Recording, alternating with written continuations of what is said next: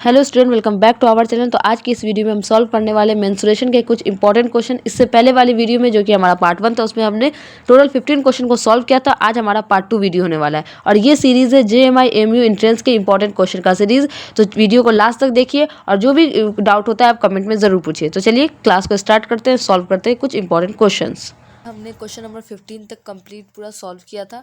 आज हम लोग क्वेश्चन नंबर 16 से सॉल्व करेंगे। क्वेश्चन नंबर 16 में दिया हुआ है, if the radius of a cone is 7 centimetre and it's slant height is 15 centimetre, it's curve surface area will be. तो क्वेश्चन नंबर 16 में एक कोन की बात कर रहा है जिसमें जो है उस कोन का ये दिया हुआ रेडियस भी गिवन है और स्लैंट हाइट भी गिवन है, ठीक है। और कोन का क्या फाइंड करने बोल रहा है, कर्व सरफेस एरिया। तो सबसे पहले हम फिगर बना लेते हैं। तो यहाँ मैंने एक कोन बना लिया, ठीक है। तो यहाँ पे क्या गिवन है क्वेश्चन में, स्लैंट हाइट। स्लैंट हाइट जो होता है, इस हाइट को स्लैंट हाइट बोलते हैं और ये नॉर्मल हाइट होता है। तो स्लैंट हाइट जिसको एल से डिनोट करते हैं उसकी वैल्यू गिवन है क्वेश्चन में 15 सेंटीमीटर। तो ये हो गया हमारा 15 सेंटीमीटर। और रेडियस गिवन है, रेडियस कितना गिवन है, 7 सेंटीमीटर गिवन है। हमें क्या फाइंड करने बोल रहा है, curve surface area. Curve surface area कहने का मतलब है ये जो चारों तरफ ऐसे ऐसे जो कोन घुमा होता है बस उसका एरिया फाइंड करने बोल रहा है, बेस का एरिया नहीं फाइंड करने बोल रहा है, ठीक है। तो कर्व सरफेस एरिया जो होता है कोन का वो होता है पाई आर एल, ठीक है। पाई आर एल होता है कर्व सरफेस एरिया। तो पाई की वैल्यू क्या होती है, पाई की वैल्यू तो 22/7 इंटू आर की वैल्यू होती है 7 इंटू एल की वैल्यू जो कि यहाँ पे स्लैंट हाइट दिया हुआ है 15, ठीक है। तो यहाँ पे 15 डालेंगे तो 7 से 7 कट जाएगा। जब हम 22 को 15 से मल्टीप्लाई करेंगे, ठीक है। अब आपको क्या करना है, सिंपल 22 इंटू 15 मल्टीप्लाई करना। और ये क्या था, ये सेंटीमीटर में था। ये एल की वैल्यू सेंटीमीटर में था। तो यहाँ पे इसको इससे मल्टीप्लाई करेंगे तो ये हो जाएगा 330 सेंटीमीटर स्क्वायर। क्यों सेंटीमीटर स्क्वायर, इसलिए कि ये 7 जो ये था इसका रेडियस ये भी सेंटीमीटर में था। तो सेंटीमीटर इंटू सेंटीमीटर क्या हो जाएगा, सेंटीमीटर स्क्वायर। तो क्वेश्चन नंबर 16 का आंसर क्या हो जाएगा, 330 सेंटीमीटर स्क्वायर, ठीक है। Curve surface area is equal to pi R L.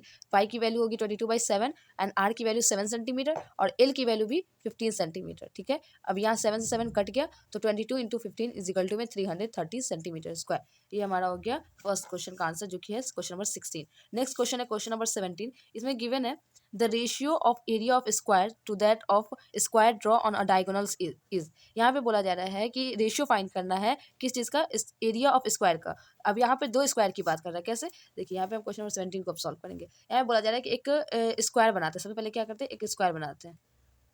यहाँ पे कुछ भी साइड वाइड गिवन नहीं है, वो सिंपल बोला है कि एक स्क्वायर है और एक स्क्वायर है और दूसरा स्क्वायर जो है उसके डायगोनल्स के साइड से बनाया गया है। तो हम लेट कर लेते हैं कि फर्स्ट स्क्वायर जो है, ठीक है, फर्स्ट स्क्वायर जो है, फर्स्ट स्क्वायर का साइड क्या है, स्क्वायर साइड लेट कर लेते हैं, ठीक है। Let first square side is equal to a centimetre. तो अगर साइड हो गया एस तो मतलब कि चारों साइड ए हो गया, ठीक है।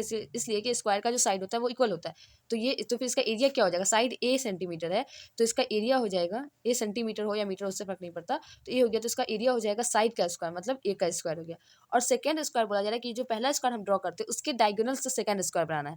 तो फर्स्ट स्क्वायर जो है जिसका साइड ए है तो उसका डायगोनल्स क्या होगा, डायगोनल्स कैसे फाइंड करते हैं, डायगोनल्स हो जाता है ये साइड का स्क्वायर रूट अंडर दो साइड का स्क्वायर प्लस साइड का स्क्वायर। तो डायगोनल्स की वैल्यू क्या हो जाएगी, 2 का स्क्वायर मतलब a√2, ये हो गया डायगोनल्स का साइड। तो अब इस साइड से a√2 वाले साइड से एक और स्क्वायर ड्रॉ किया गया। तो सेकंड यहाँ पे सेकंड स्क्वायर जो हो जाएगा, second square side is equal to a√2। तो एरिया क्या हो जाएगा, area is equal to side का स्क्वायर मतलब a√2 का स्क्वायर। तो ए का स्क्वायर और √2 का स्क्वायर क्या हो जाएगा, 2 हो जाएगा, 2a स्क्वायर हो जाएगा। अब ये बोला कि अब इसका रेशियो फाइंड करना है।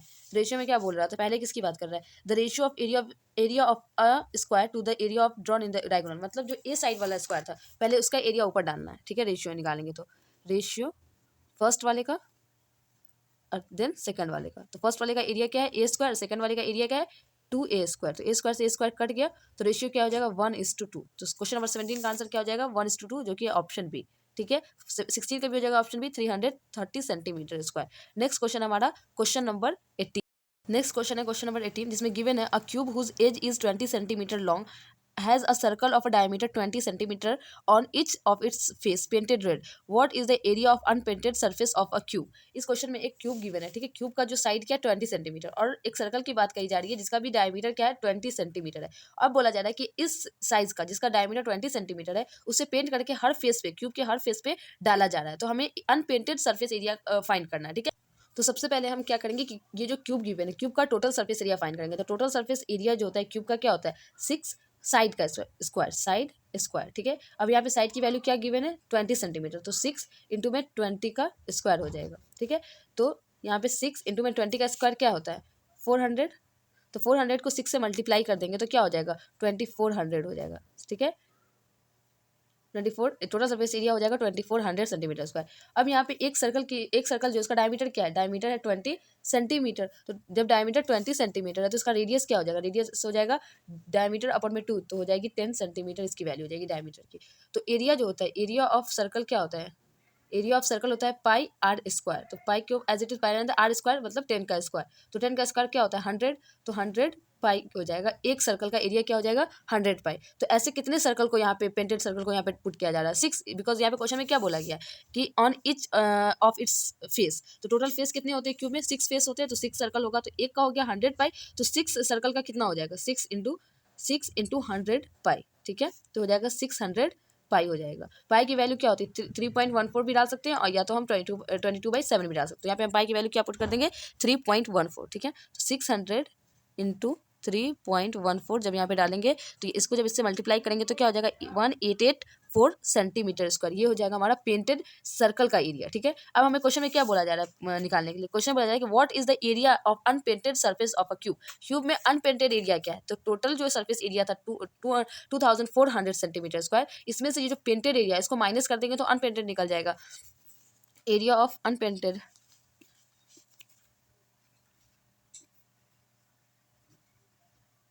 Area is equal to total surface area minus में एरिया ऑफ पेंटेड, ठीक है सर्कल, ये भी लिख सकते हैं। तो यहाँ से हम टोटल सरफेस एरिया 2400 माइनस 1884, ठीक है। तो अब इसको क्या करेंगे, इसको इससे माइनस कर देंगे, तो 2400 में से 1884 को माइनस करेंगे तो क्या हो जाएगा 516 सेंटीमीटर स्क्वायर। तो ये हमारा इस क्वेश्चन का आंसर हो जाएगा, जो कि ऑप्शन नंबर डी हो गया, ठीक है। क्वेश्चन नंबर 18 का ऑप्शन क्या हो जाएगा, ऑप्शन डी हो जाएगा। नेक्स्ट क्वेश्चन है क्वेश्चन नंबर 19। क्वेश्चन नंबर 19 को पढ़ते हुए क्या गिवन है, ठीक है। An aquarium is in the form of cuboid whose external measure are 80 centimeter, 30 centimeter, 40 centimeter. The base, side face and back face are to be covered with a colored paper. ठीक है. The area of a colored paper required is. इस question में हमें कहा जा रहा है कि एक एक्वेरियम है, ठीक है। एक्वेरियम जो है उसका शेप क्या है, वो क्यूबॉइड शेप का है। तो सबसे पहले हम एक क्यूबॉइड शेप का एक्वेरियम बना लेते हैं।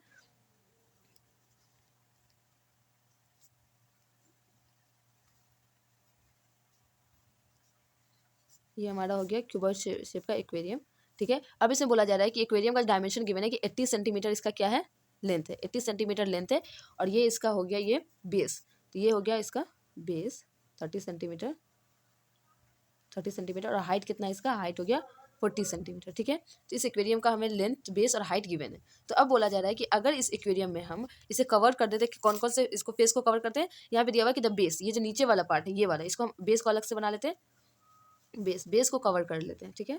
बेस में आ जाएगा हमारा ये लेंथ, ये 80 सेंटीमीटर लेंथ हो जाएगा, और ये इसका 30 सेंटीमीटर, इसे कवर कर लेते हैं, ठीक है। इसको कवर कर लिया गया है, और उसके बाद बोला जा रहा है कि साइड फेस कौन सा है, ये वाला फेस और ये वाला, इस दोनों को कवर कर लेते हैं, ठीक है। इसको कवर कर देंगे, और बैक फेस जो पीछे वाले साइड को, बैक को बना लेते हैं, ठीक है।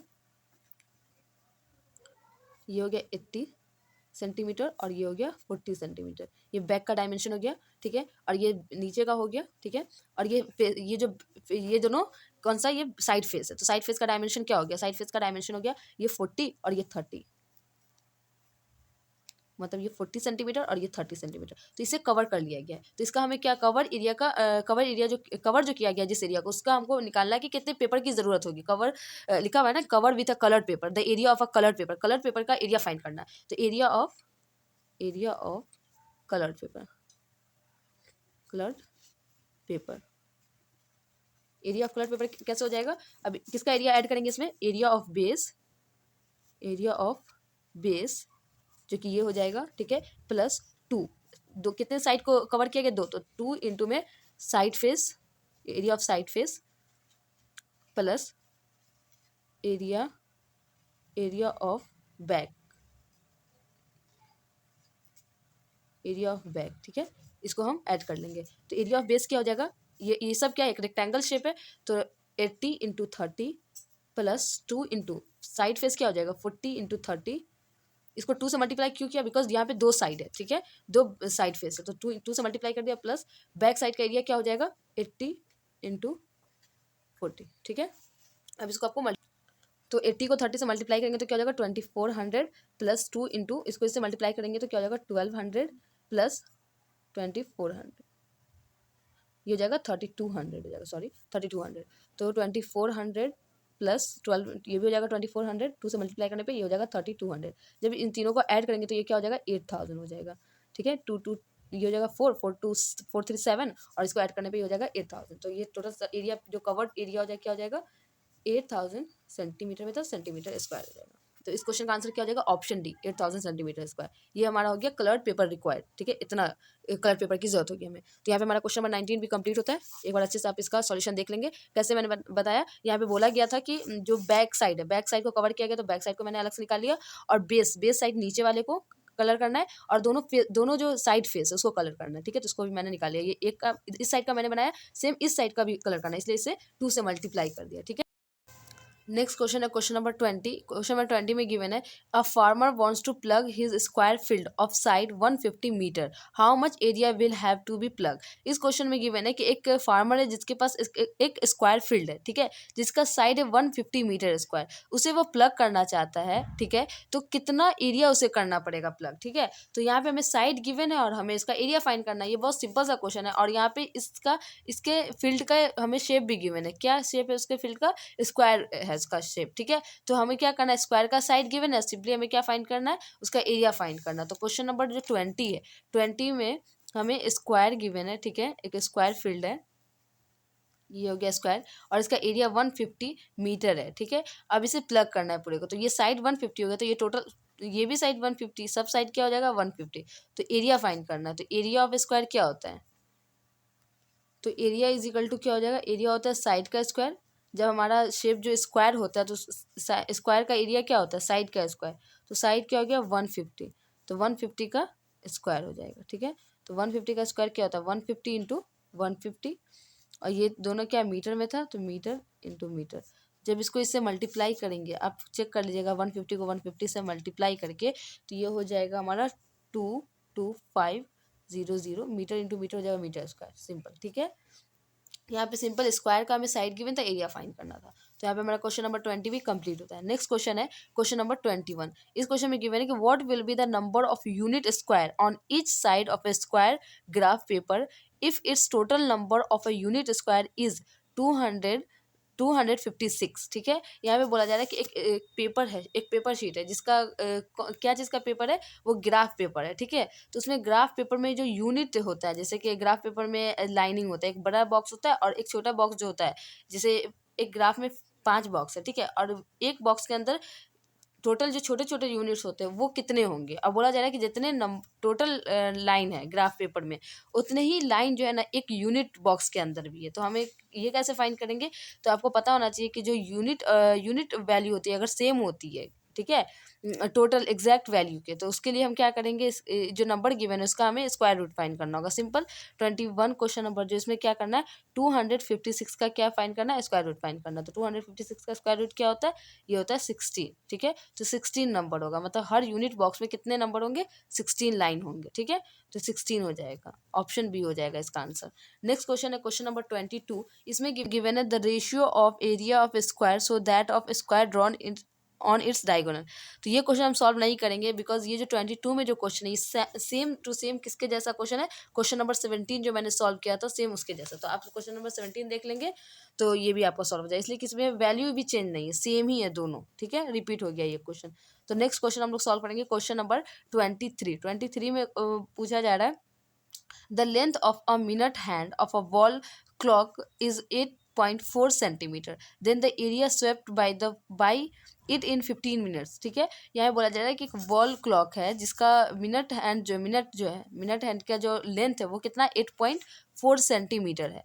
तो वो जो है वो मिनट हैंड जो है 15 मिनट्स में कितने एरिया को कवर कर लेगा। तो सिंपली आपको क्या करना है, इसके लिए आप एक फिगर ड्रॉ कर लेंगे। ये है एक वॉल क्लॉक है, समझ लीजिए कि एक वॉल क्लॉक है। ये 23 क्वेश्चन नंबर है, ठीक है 23। ऐसे मैंने क्या बना लिया, एक वॉल क्लॉक बना लिया और यहाँ पर एक मिनट हैंड को शो करते हैं, ठीक है। तो मान लीजिए कि ये एक मिनट हैंड है और यहाँ पे हम नंबर डाल दें कि मान लीजिए कि 15 मिनट की बात कर रहे हैं, तो यहाँ पे हम देख लेते हैं कि ये 12, यहाँ पे 12 होता है ना, 12 बजता है, तो ये 12 डाल देते हैं और ये हो जाएगा हमारा 1 2 और ये हो जाएगा 3, ठीक है। इतना ही की बात करते हैं, बिकॉज यहाँ पे 15 मिनट की बात कर रहे हैं और 12 से अगर 3 पे आता है, ठीक है, तो यहाँ से ये 5 मिनट कवर करता है एक यहाँ से जाने पे, तो ये 5 होगा, ये 10 होगा, ये 15 हो गया।